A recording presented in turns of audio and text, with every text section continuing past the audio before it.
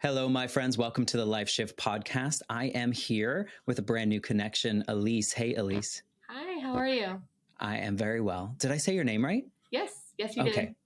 That would be embarrassing, right? If you corrected me, you're like, actually, it's whatever. That would be something else. How are things going in your world today? They're going great. I'm so happy to be here.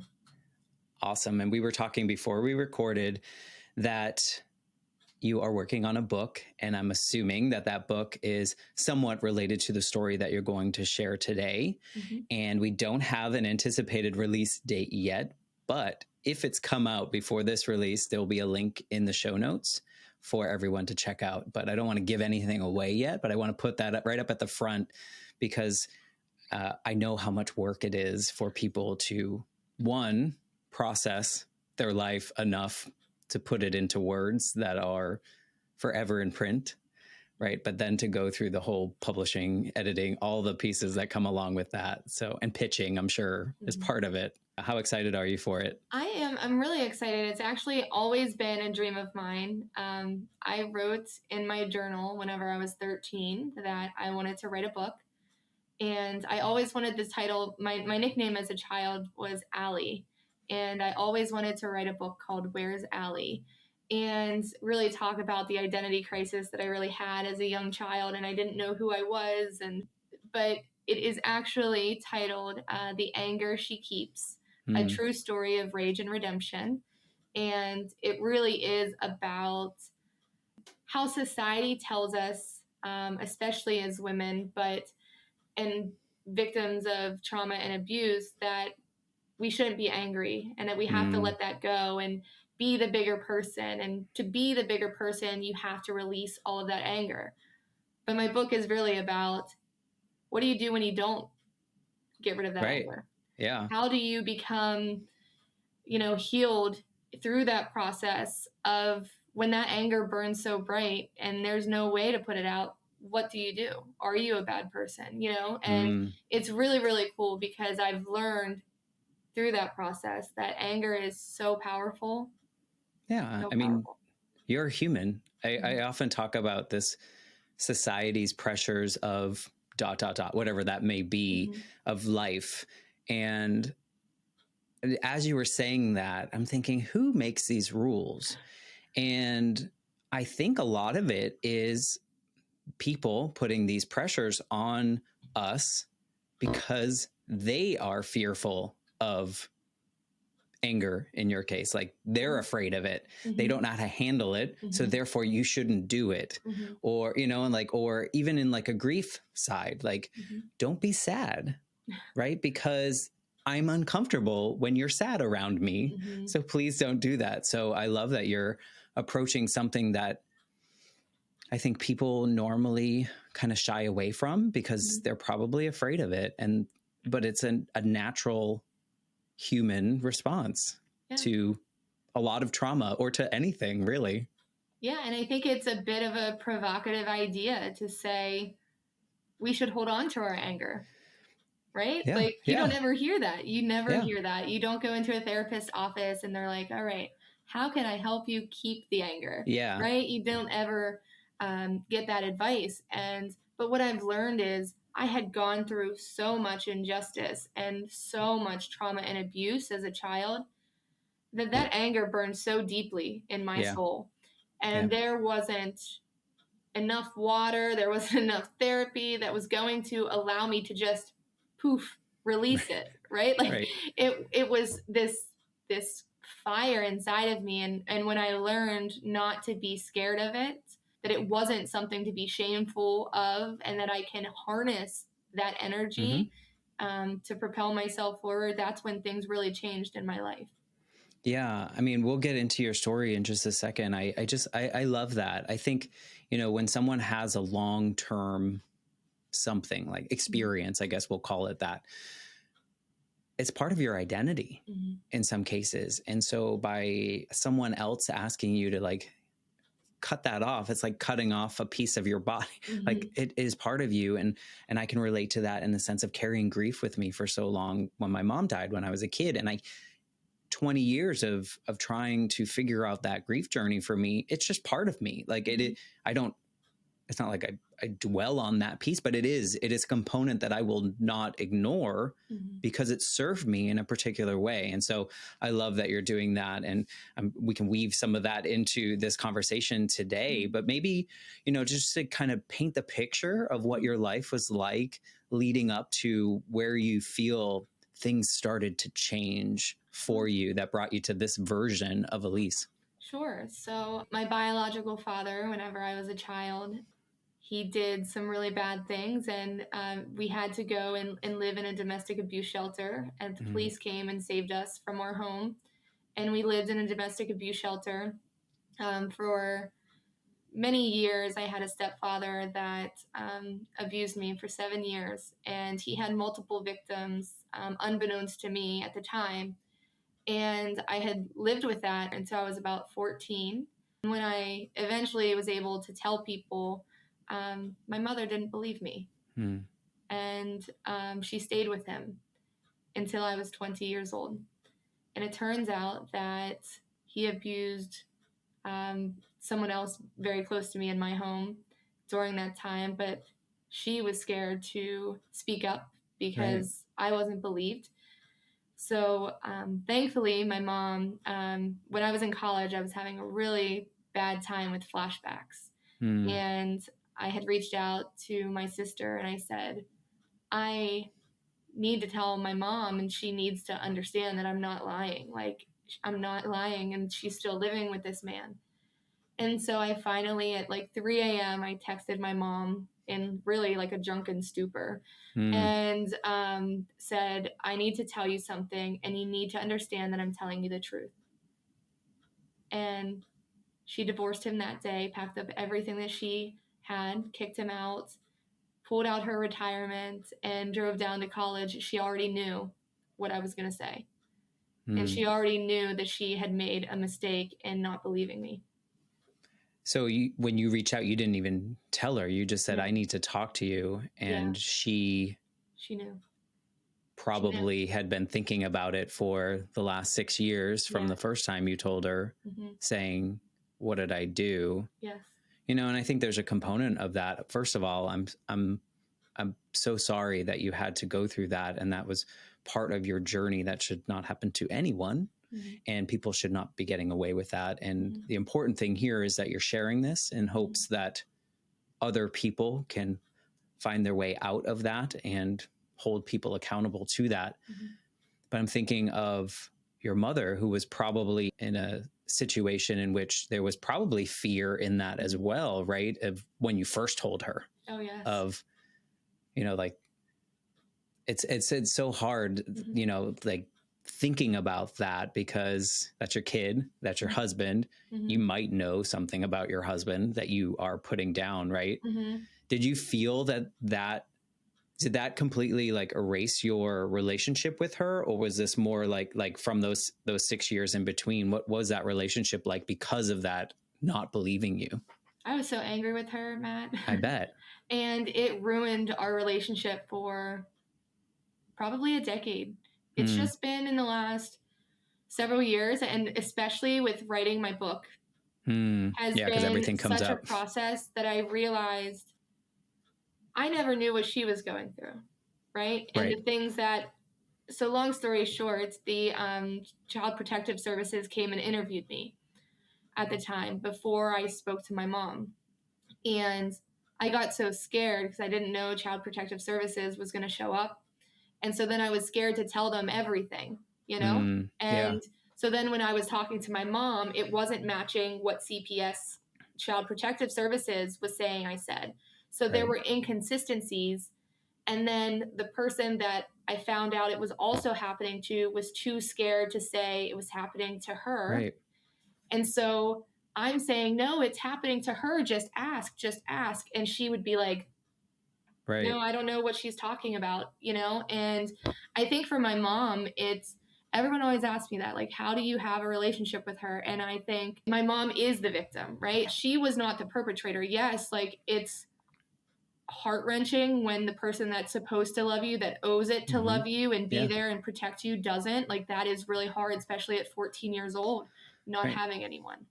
Right. And it still brings tears to my eyes. But at the end of the day, she was a victim in this. And the way that the abuser was able to manipulate, of course, and that is their MO, right? That's what they do. Yeah. And Power. so I can look back and see why those decisions, or why she questioned what had happened. And to be honest, you know, when I was 20, the state picked up a criminal prosecution of that abuser.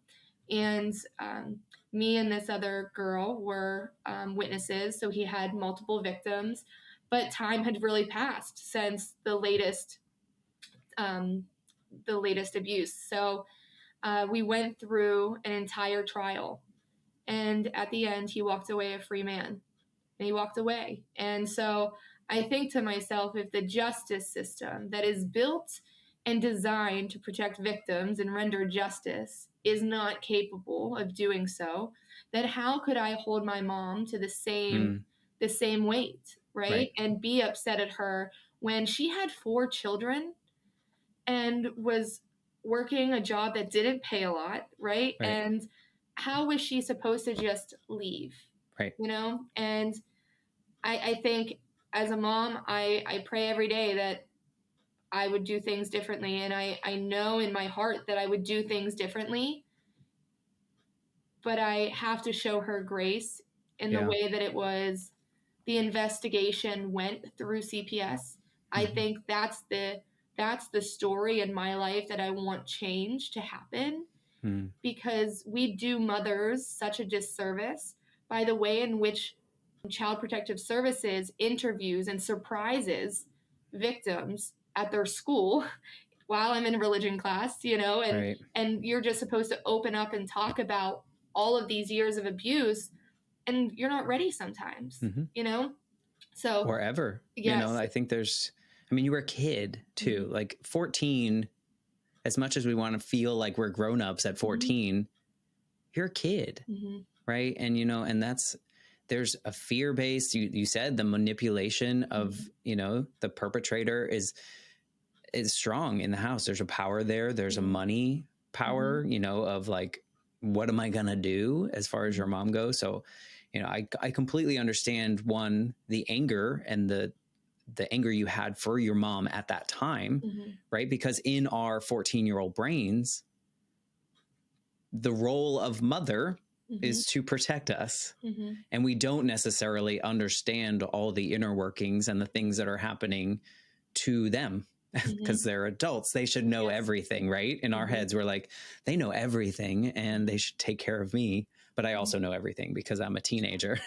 That's such a good point too, Matt. It's like, I never, because again, I'm a child, so I only see things through these glasses and these binoculars, right? So I couldn't fathom what was going on behind the scenes, that she was meeting with CPS and having meetings, and they were telling her, well, maybe it was the previous stepdad that abused them, and she's just having dreams that it was him, you know? And so they're pouring all of this into her, saying that they're the experts, right? So she's trying to listen to the experts, and meanwhile, you know, her daughter is really drowning with no one. And now I'm living with my abuser, and now he knows that I told.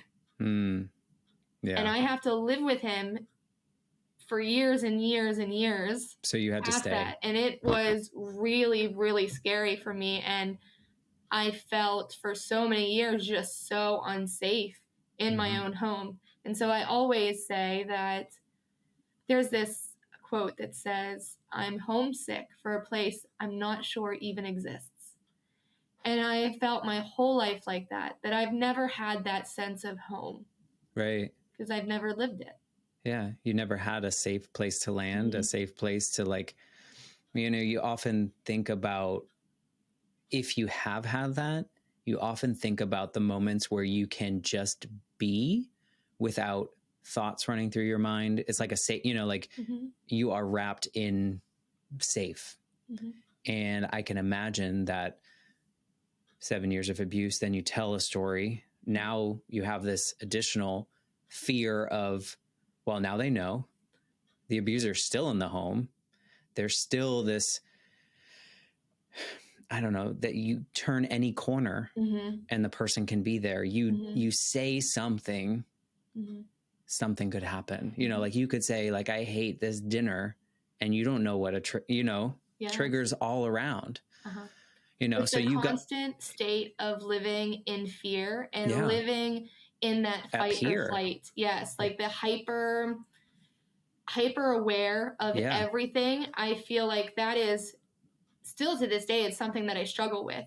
You could look at me and think that I have nothing on my mind. But no, I'm watching, like I'm trying to hear the sounds behind me in case someone comes up from behind, or like very simple things. Like for many years, until a few years ago, I would genuinely lock myself into my bedroom at 28 years old so that I could blow dry my hair, because the sound was so loud that I couldn't tell if someone was coming at me.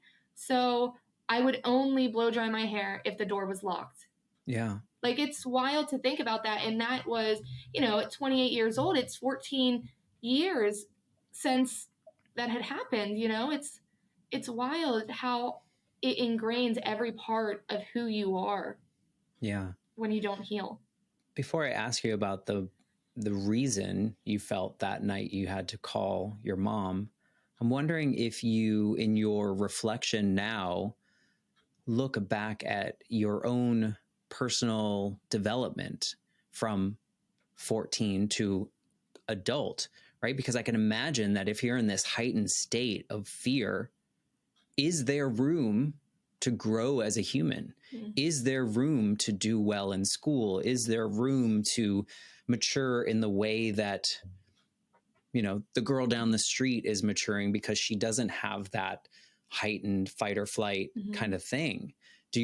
Have you reflected on that and thought about that? I have. And I'm so glad that you asked that question, because oftentimes I want people that have been through similar things and experiences to understand that it has a true impact on who you are, right? And for me, my life really stopped the moment that my mom didn't believe me. And I stayed stuck there for so long, right? And because of that, having the one person that is supposed to, they're obligated to love you, or your mom, right. You know, feeling like she didn't, and she discarded me for a man. Right. I never really understood or learned through action what love was. So I graduate from high school, go to college, move to North Carolina, meet a man that was nice to me one time, and I feel like I owe my life to this person, even though it quickly became a very awful, toxic relationship. Yeah. And so I found myself in a very, very scary marriage, but convincing myself that this is what love is. It is this back and forth crazy, like, I love you 1 minute and then I'm going to hurt you the next, right? Like that to me was something that I was used to and that I equated to love. So you're right. Like I never developed a full sense of what love really can be. I mean, I would venture to say that your life kind of stopped growing at 7 or at that younger age, because, and that probably formed, well, this is a quote unquote father figure. Is this what it's supposed, you know, like, is this what love is? And your description of falling into a relationship because someone showed you one tiny morsel of niceness is probably very, very common. And I would almost equate it to, and please forgive me, I don't mean to discount this at all, but someone going through like a depression, someone that is depressed, staying in that depression state is very much like a comfort, like a blanket, like it's familiar.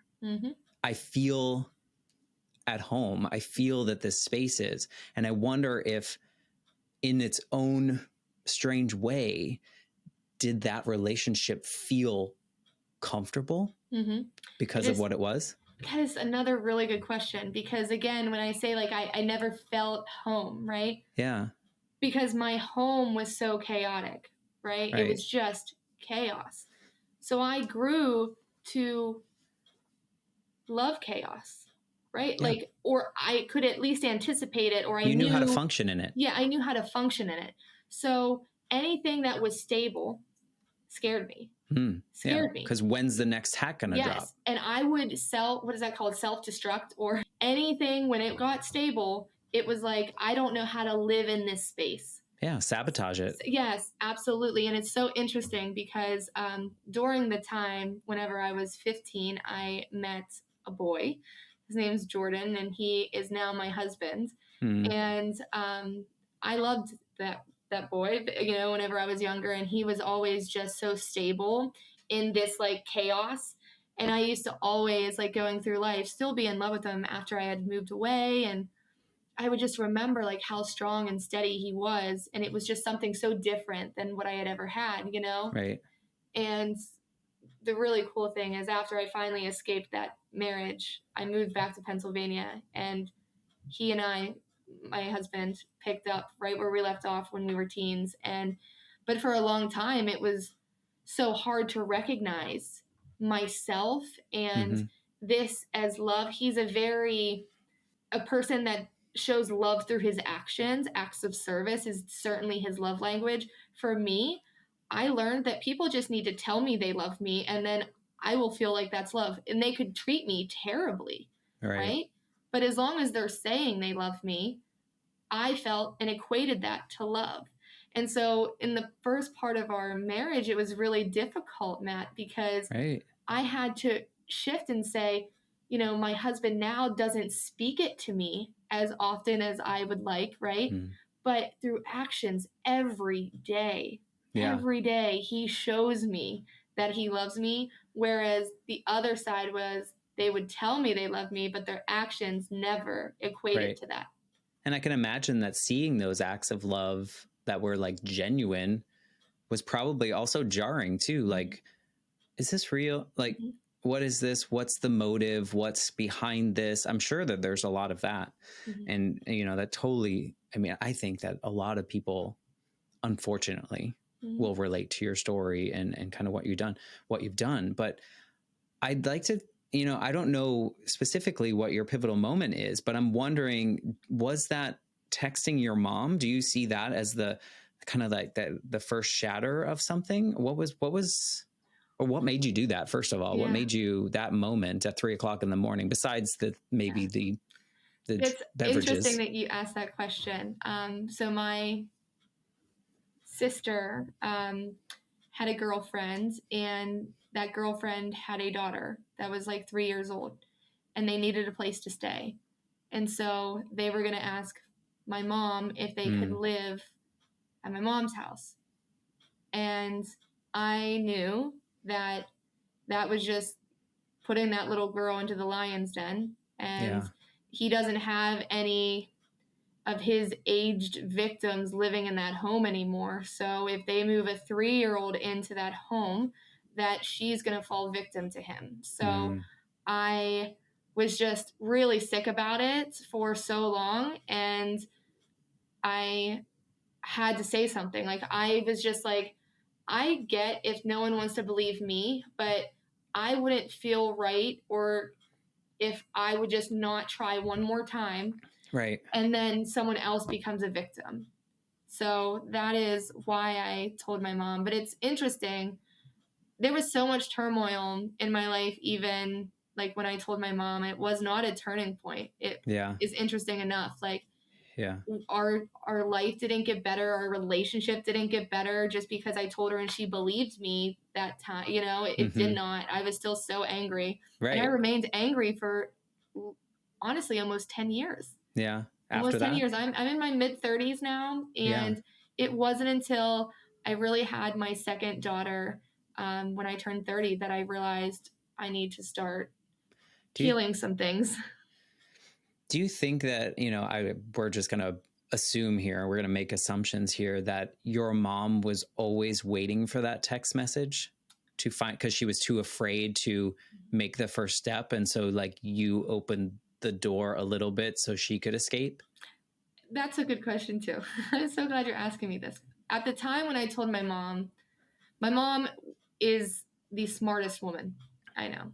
She is smart, and life was not kind to her in any way, shape, or form. She really got the short end of the stick.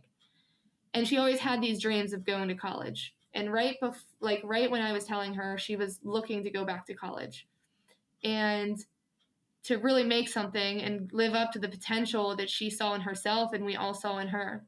And I think that that was her key to get out. Like when I think of her, I think of in that moment, those keys to college were her way out. And then I ruined it, right? I ruined it. And so then she perceived that I ruined it. I did not ruin it. I know that I did not, but she perceived that I ruined it. But when I told her again, you know, she did go back to college and she had already graduated and got an amazing job, graduated top of her class. And she was in a different financial situation, number one. Yeah. And number two, I do think that what made the difference, and I don't think it was me, I really think it was the other person that finally, I called the other person. They also called my mom. And I think my mom just needed to hear it from someone else other than me. And that still to this day, Matt, it still bothers me. And I can't lie about it. I love my mother and I know she's a great mom. But every time I think about that, it still really hurts me because it wasn't just because I said it again. Right. Yeah. It's hard to look back, right? Because we know that, or we can assume that these people made decisions based on what they knew at the time and what the circumstances that they were in and the abilities that they had at the time, but we can still hold how we felt about that. And that's completely valid. So I get that. That decision, like you said, paused your life, paused your growth, paused any, ability maybe to trust others for a long, long time. Like, why would I tell you if the only person that I think in my life is going to believe me doesn't, what's the point? Right. I can see that that's how someone would develop and hold that because, again, you're a kid, right? Like you don't have all the ability to understand all the nuance in life when you're 14 years old, especially when you've been stunted since you were 6 or 7. And then I think, too, another really important point that I think a lot of people will resonate with is when you have someone that's supposed to be there for you and they're not. And then they're saying that, no, this didn't happen. When you're like, wait, it did. I lived it. Like, it did happen. Then when you get into a relationship, right, with someone that can become abusive, right, when you're like, ouch, you hurt me, right? And they're like, no, I didn't. Yeah. It's so hard. It is so hard. And I see how women and I don't mean to just say women, but women and men and everyone can get into and be stuck in abusive relationships because my mind was developed to not trust what I am feeling, what I am seeing, and what I am experiencing. And so whenever I had my first big relationship, I'm literally have had 2 relationships, my husband and this one, and it was because I could not trust myself in when he would do bad things and he would say he wasn't, I would believe him over me because no one ever believed me. Right. So it perpetuated this trauma because it developed in me that inability to believe me. Right. Yeah. Like it's like gaslighting yourself essentially, Yes. At that point, because you were gaslit for so long, you're like, well, let me just absorb that. And I'm just I don't need other people to do it. I can do it to myself at this point and continue that on. Yeah.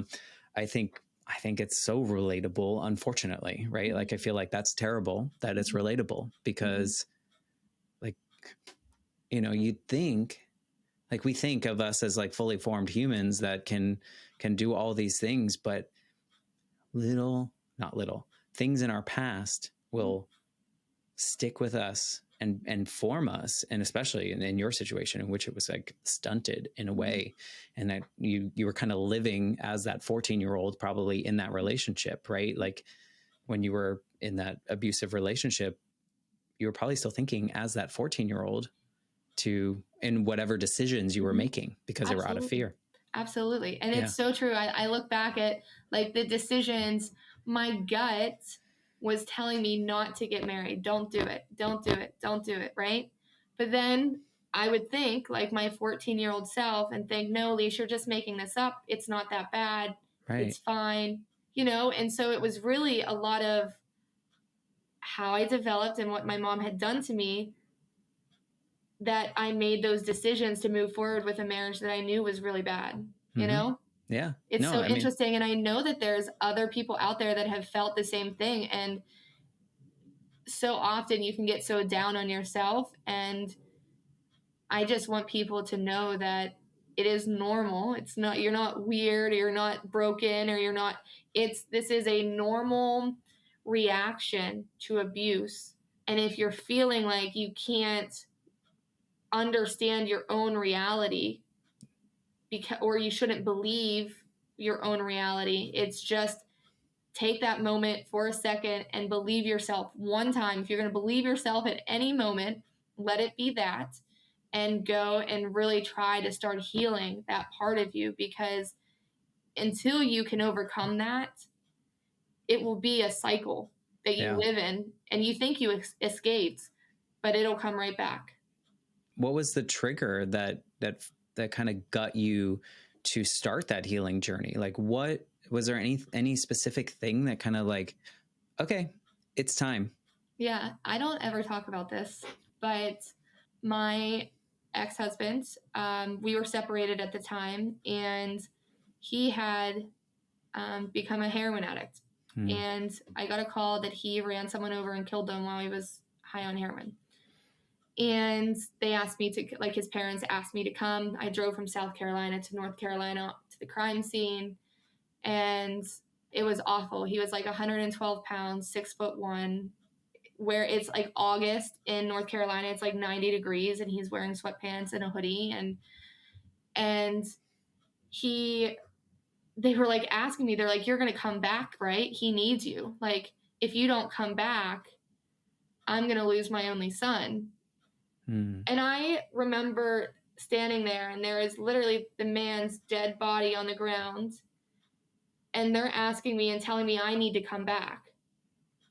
And I remember thinking, oh my goodness, like, am I crazy? Because this is my moment that just solidified I need to run. Yeah. Right? Like, I need to finally, like, not just be separated, but like file for divorce and be done. But they're telling me I need to come back.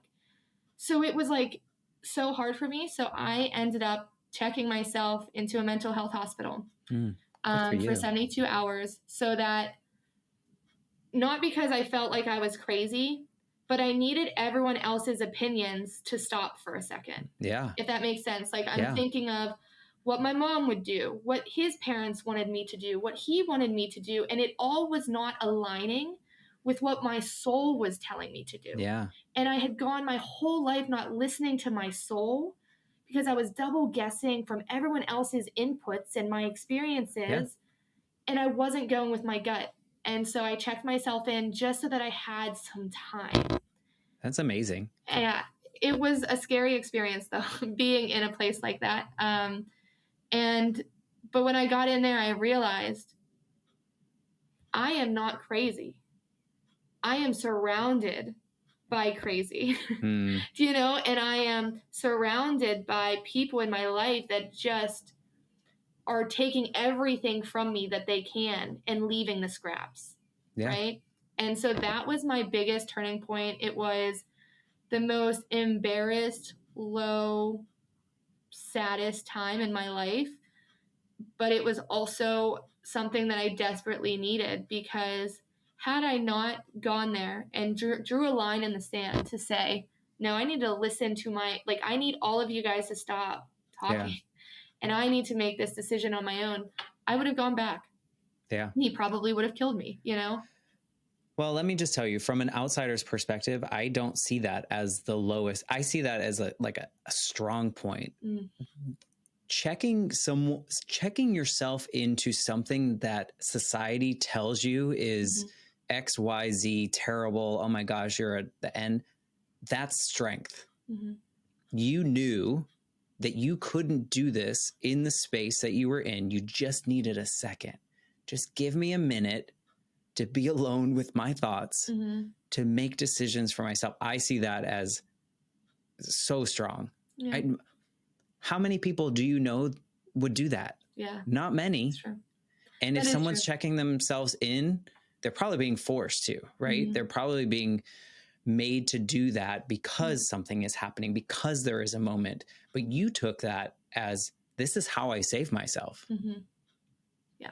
That's huge. And like, I don't know people that would do that. So I hope someday you can see that as a moment of like, wow, like this is probably the first time you put yourself first. Yeah, it is true. I love that you say that. So thanks for saying that, because when I think about it, I guess I just wanted, and I'm sure there's people listening that can feel this way, I just wanted to be able to say that I did it on my own, that these people didn't win, right? And so for some reason in my brain, I say, oh, well, that was me giving up and saying I need help. But really, you're right. By doing that, it was not allowing them to win.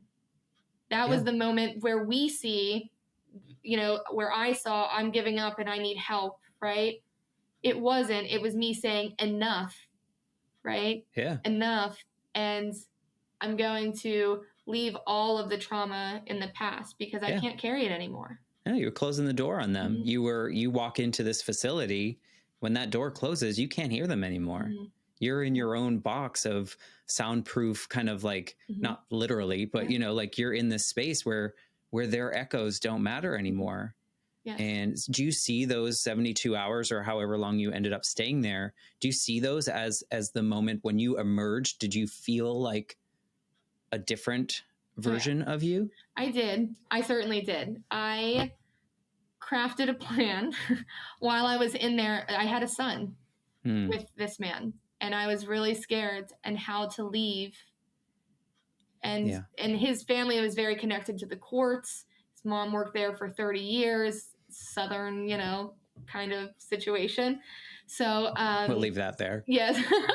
So with that being said, I was really scared. And so that makes sense, yeah. During that time, it gave me 72 hours to, for a minute, create a plan without everyone else's input of how to get me and my son safely away and go with my gut. And I needed that. And if I didn't end up checking myself in, like, I would have never had that time to just focus on, okay, how does this play out if I make this one? How does this play out if I do this way, right? So yes, I look back at it as, when I came out of there, it was like, I have a plan to leave.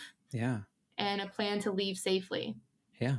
No, I think that's amazing. I think that more people need to prioritize themselves. And if it means doing something like what you did, that society, here we go again, tells us that is like a bad thing. If that's what you need, that's what you need. Right. And it allows you, like you said, to form a plan without probably what you would have done before is like, hey, what do you think about this idea to so-and-so? And then they would have talked you out of that because, oh, what if this happens? What if that happens? Right. And now you have no one to do that with besides yourself. Absolutely. So, you get the gut now that you get to find a way to trust. Yeah. Absolutely. And I think you're right. I think that the stigma around checking, like, I still carry that. I can tell you, right, Matt, that was like just said it. A defining moment in my life. But I do not talk about it. Yeah. Because for fear of that being used against me. And I think a lot of it too was in my life being told that I was crazy and that I was making these things up. And so then checking myself in, are they then going to be like, well, see, she is crazy. Do you see what I'm saying? So it was, I don't talk about that in my life, Yeah. Because I think, one, I'm still surrounded by a lot of people that were with me whenever I was 14 and through that. And so I don't want them to have a thing to say, hey, see? Yeah. But that's them. I need to let it go. It's something that I still struggle with clearly because it was so helpful in my life, and it shouldn't be something that isn't talked about, because if it wasn't, no joke, I may not be here. Yeah. If I didn't have a plan to leave. Yeah. Well, and that was like your first taste of trusting yourself and trusting that, oh, maybe I do know what's best for me. Maybe I don't need other people to rule my life and make those decisions for me. What were some of the first like big changes that happened when you were able to leave this person and kind of start creating the life for yourself? So I moved back from North Carolina to Pennsylvania, so back to my hometown, well, the home state, and I got a job selling real estate for a home builder. I had always had really good jobs, right? Yeah. I've always had good jobs, and I think that's a proof thing, by the way. I think I can relate to that as well, of like, you always got to be good because you don't want other people to know that like you could be broken on the inside. Yes, it was so true. It's so funny that you say that too, because honestly, Matt, for so long, I was just in this like race to get every promotion possible because I wanted to like show that I wasn't nothing. Yes. And so I was really like on this conquest, I would say. Yeah. Well, you also want probably like that inner 14-year-old wants that outside validation. You want the external validation that you are worthy. You are something more than what other people told you weren't. Yes, 100%. And so I moved back. It's so interesting. I moved back and I was at a restaurant out like almost 3 hours from where I used to live when I dated my current husband, Jordan, when I was 15. And at the restaurant, I hear Alyse, and I turn around and it's our like best friends from when we were teenagers, Wade and Jenny. And I turn around and I was like, what are you doing here? And they said, what are you doing here? And I said, I moved back, and told them my story. And they said, does Jordan know that you're back? And by the way, the day that I was like supposed to get married to my first husband, I did not show up because I was still in love with Jordan. Okay. I eventually just got married at a courthouse because everyone told me that I was stupid and I just needed to move on and, get married. So, so they said, does Jordan know that you're back? And I said, no. So I was like talking around it, and then they told him. And from then on, we just like picked up where we left off. And it's just been a really cool life. I have 3 kids with my, high school love, and it's been awesome. Yeah. It's been, again, it's hard to go from living like this to living like this, but I would take this all day long, even though sometimes it makes me a bit crazy and I like to spice things up. But it is so nice to have like a place now where when I'm here, I am home. Yeah. Right? If you kind of feel that now. Yeah. Did you notice a difference in when you started reconnecting with Jordan? Because now you were a different person, right? You were starting to really, I don't know, I wouldn't say like fully trust yourself yet. I'm sure there are always going to be pieces in which you have some self-doubt because of that experience that you've had. But did you find that you learned more about yourself in this relationship with Jordan? Oh, yeah. Oh, yes. When we first started like dating again, I would literally just cry, Matt, like cry and be like, why are you so nice? Like, because I would say like, hey, I would set a boundary like, hey, because at the time we still lived like 2 hours away from each other. I lived like in Harrisburg. He lived towards, out here. And so I'd be like, no, I'm not coming out towards you. And he would say, that's fine. I'll come to you. And that had like, to me, right, that never happened in my life. Like if I said, no, I'm not making that drive. You'd be convinced to do it. I would be convinced to do it. And no one would ever make that drive out to me. Like, and he would do that religiously. Like even on work night, he's an engineer. And so like he would start work at 6:30 in the morning at his office. And so he would drive out and leave at 4 a.m. to get to it. And that's not convenient for him, but it was the first time that I was really seeing, like, in a romantic relationship, that people will be inconvenienced because they love you and it's better for you. Like, and I've always been the one that had to be inconvenienced. I've never had anyone do that for me. Right. So that was hard, but it was also really beautiful to, like, get that concept. Yeah. I bet it was scary. Yeah. I bet it was scary. Like, what's happening? You know, I used to have to fight for this. I used to have to beg for love, or what, let's quote unquote love. You know, that wasn't love that you experienced before. Yeah, I can imagine what that does to you, because it's like, it's almost like the pause button that you said kind of paused at 14 was like, you finally pressed it again and playing. So now you have this gap that you kind of have to build back up and figure out life. Like, what is this? Who am I? How do I function in this world of actual love in which people care for me? You know, and then, and I don't know, you know, I go into these conversations with very little information because I want to have conversation. I don't think I would ask you some of these questions if I knew part of your story, but I know that you've done some stuff in a professional sense that, you know, beyond the book, but, you know, that stems from your experiences. Maybe you can share a little bit about that, because I think that's an important part of your journey as well, is that, one, you're recovering personally, but now you're trying to help other people with it.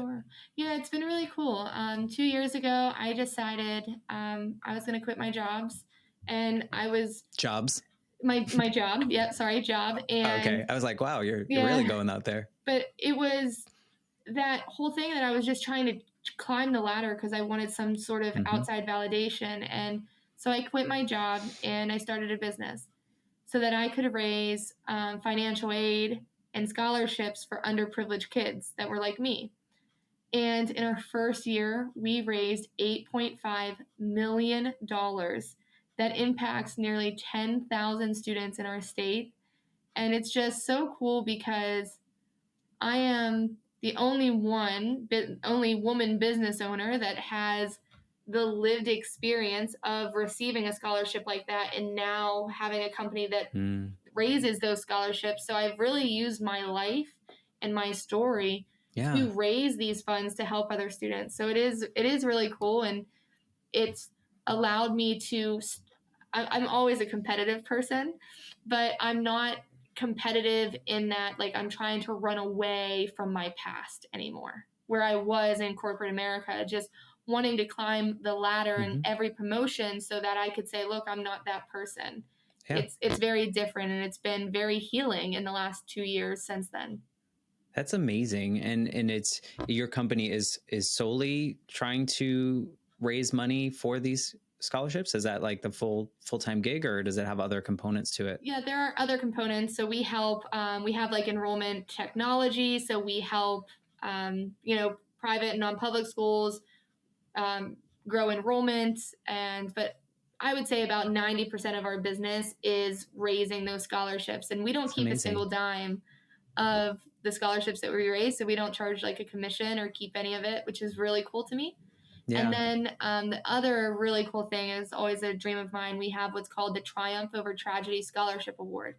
So it's something that from our profit every year, I give additional students that have really been through some traumatic experiences, but that have remained resilient in the face of adversity. We give them additional funds for college or trade school or whatever they need it for. We are that hand up to them that can make a really big difference. So that's been awesome. That's amazing. I mean, I think it's just really hard to get out of that cycle, right? And it took you a while, but you did. And now I can imagine that your story is what is fueling, like your terrible, horrible story that you would never wish on any person. Even if you hated them, you wouldn't wish this on them. Your story is what is helping to raise funds to help other people escape similar stories.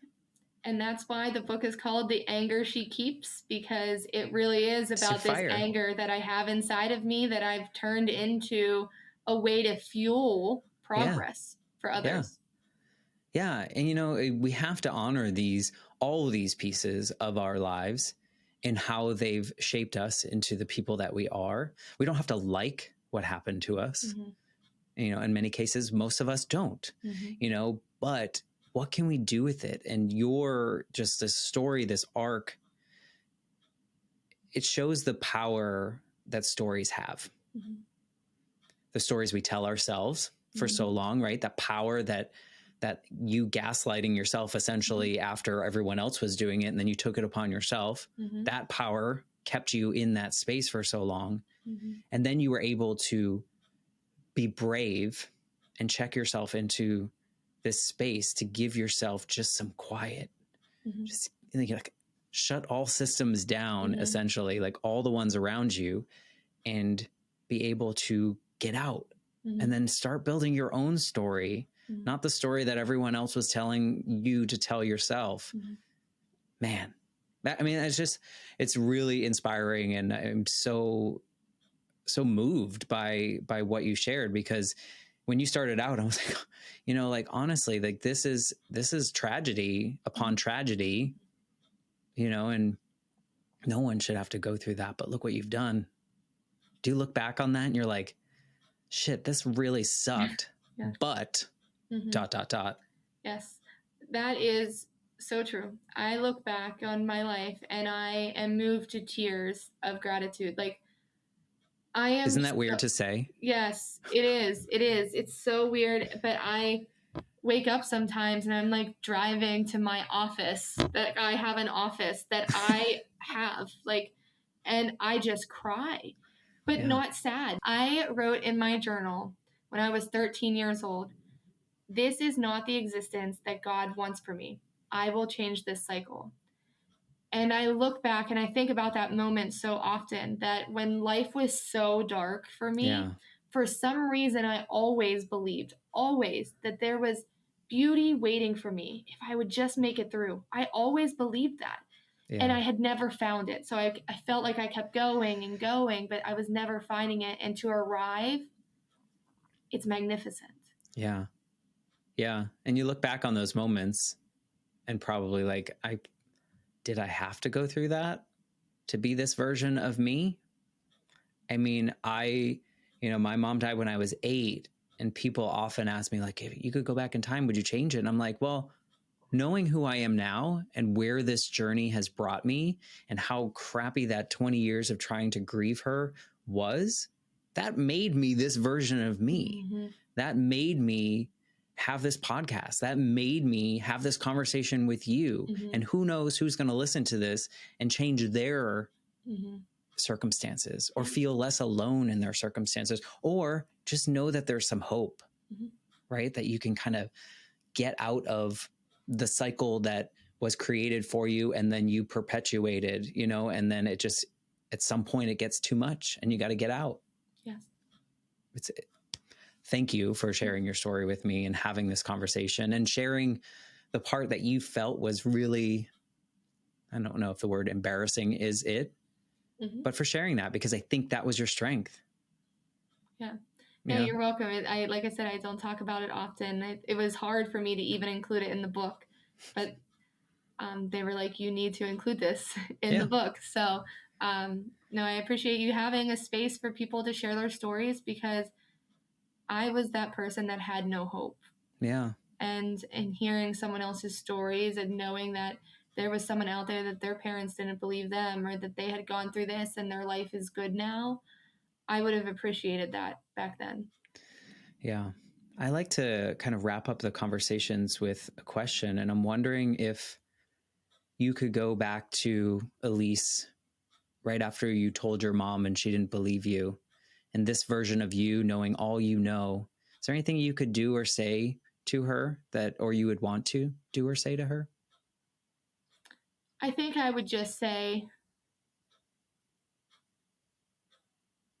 that if I know now that, Mom, I know it's really hard to understand, and I know your background and your lived experiences, but I'm telling you, I am telling the truth, and do not spend the rest of these 6 years with this man. I don't think knowing I would have been kinder to my mom during all of it. What about to yourself? I'm sorry? What about to your 14-year-old self? I don't know. I think just giving her a hug and saying that, like, if I would have known that upwards of 90% of parents do not believe their children whenever they tell them about abuse, I wish someone would have told me that back then, because I felt like I was the only one that had a mom that didn't believe me. Yeah. So I think armed with that knowledge, I would have shared that with myself. Yeah. And a hug. I heard so many people just say, like, there's really nothing I could say, but that person just really needed a hug. They needed to know that they were loved, and they will be loved, and they will be loved in the right way at some point. Thank you for sharing your story on the Life Shift podcast. I really appreciate it. And we will share the information so people can find out about your company and what you're doing for the kids in your area, and kind of building that life. And then when you get that book information, we will share that as well. So I appreciate you, and thank you for being a part of this. Yeah, you're welcome. Thank you so much. Of course. And if you are listening to the show and you enjoy it, please just leave a rating, maybe a little written review. That would be lovely. And we will be back next week with a brand new episode. Thanks, Alyse. Thank you.